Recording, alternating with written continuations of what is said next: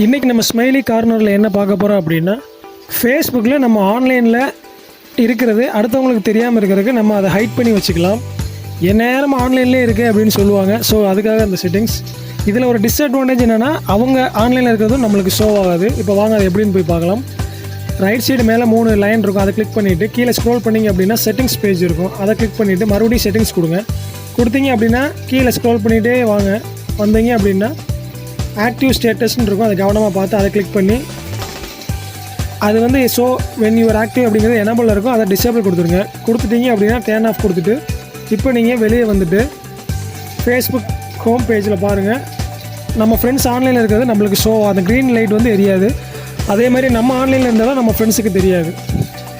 இந்த வீடியோ உங்களுக்கு யூஸ்ஃபுல்லாக இருந்துச்சு அப்படின்னா உங்கள் ஃப்ரெண்ட்ஸுக்கு ஷேர் பண்ணுங்கள். மறக்காமல் சப்ஸ்கிரைப் பண்ண சொல்லுங்கள். நீங்களும் சப்ஸ்கிரைப் பண்ணல அப்படின்னா சப்ஸ்கிரைப் பண்ணிவிட்டு இந்த வீடியோவுக்கு ஒரு லைக் கமெண்ட் பண்ணுங்கள். தேங்க்யூ.